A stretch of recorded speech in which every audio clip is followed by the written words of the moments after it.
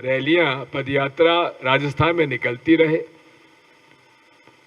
लेकिन कांग्रेस की भारत जोड़ो यात्रा पर रोक लगाने के लिए सुझाव स्वास्थ्य मंत्री जी दे रहे हैं।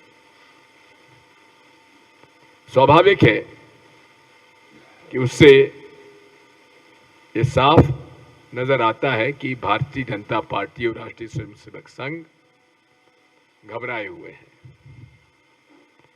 भारत जोड़ो यात्रा समाप्त होने के बाद हम इस अभियान को घर घर ले जाना चाहते हैं और इसके लिए हाथ से हाथ जोड़ो अभियान हर घर तक पहुंचने का एआईसीसी ने तय किया है। मुझे इस बात की प्रसन्नता है कि तेलंगाना प्रदेश कांग्रेस कमेटी ने इसकी रूपरेखा बनाने की प्रक्रिया प्रारंभ कर दी है और उसकी मीटिंग भी हो चुकी है। 30 जनवरी 2023 तक भारत जोड़ो यात्रा श्रीनगर तक पहुंचने की हमारी योजना है और हमें विश्वास है कि हम लोग अपने लक्ष्य को पूरा करेंगे।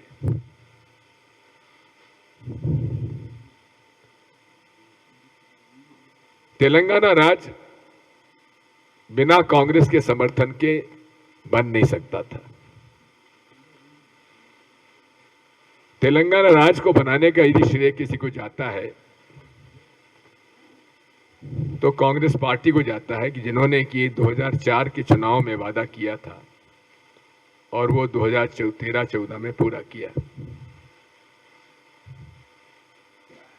केसीआर साहब कितना ही कहें, लेकिन टीआरएस के उस समय कितने, 2 लोकसभा में कितने, 2 संसद सदस्य थे। क्या 2 लोगों से तेलंगाना का राज्य का गठन हो सकता था? नहीं हो सकता था। केसीआर साहब ने बहुत वादे किए थे। क्या क्या वादे किए थे उसका एक अपना इतिहास है। लेकिन तेलंगाना राज्य गठन के बाद उन्होंने कांग्रेस के खिलाफ अपना अभियान चलाया।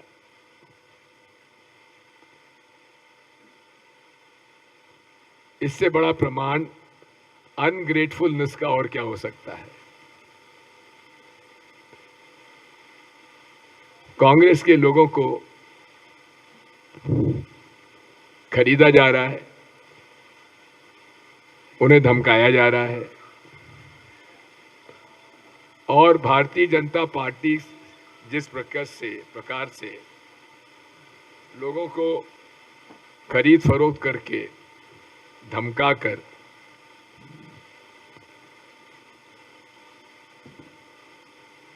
शामिल कर रही है, उसी प्रकार से केसीआर साहब भी तेलंगाना में कर रहे हैं।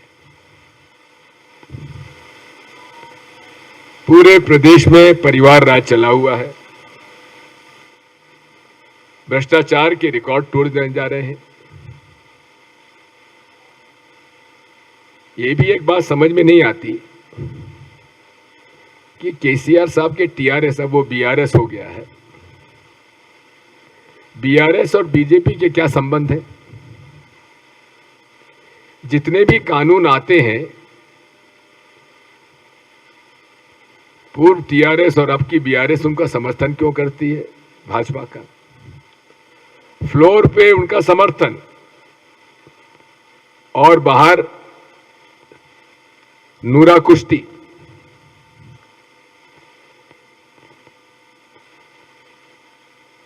ये सब बातें जनता के सामने आनी चाहिए।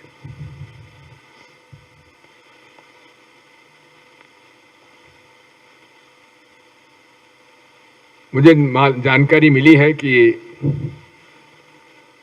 ओवैसी साहब की बिटिया की कल शादी थी, निकाह था, उनको मैं मुबारकबाद देता हूं। लेकिन उनसे ये भी गुजारिश करता हूं कि आप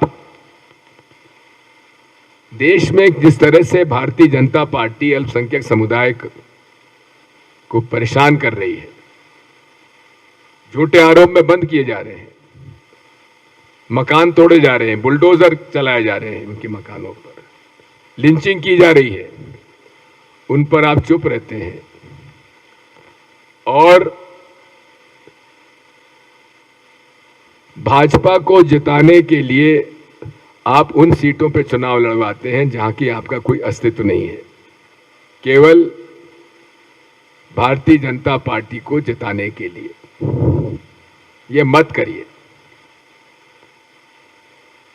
तेलंगाना में राजशेखर रेड्डी जी ने अल्पसंख्यक समुदाय को 4% आरक्षण दिया था, जिससे भारी लाभ हुआ था। युवकों को नौकरी मिली, प्रोफेशनल कॉलेजेस में प्रवेश मिले, उसको 4% से घटाकर 3% कर दिया गया। जबकि 2014 में इन्होंने वादा किया था इलेक्शन मैनिफेस्टो में कि हम 12% करेंगे। आज तक ओवैसी साहब इस पर मौन क्यों हैं? क्यों नहीं इस बारे में बात करते?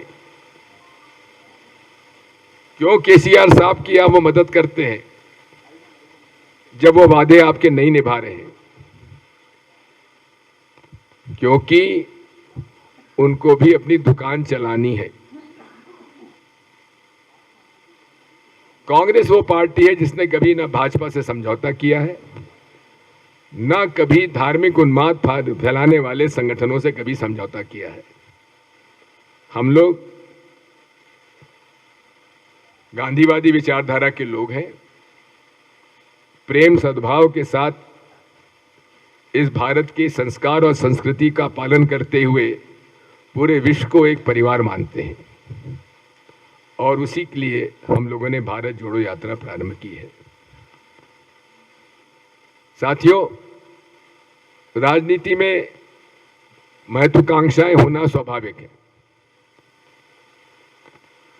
और हर व्यक्ति की महत्वाकांक्षाएं होती हैं, लेकिन पार्टी का अनुशासन सर्वोपरि होता है।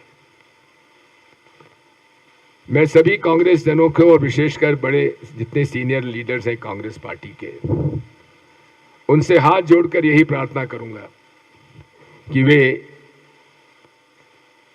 जो भी बात करना है पार्टी के अंदर करें, पार्टी की लीडरशिप से करें, लेकिन आरोप प्रत्यारोप लगाने की आवश्यकता नहीं है।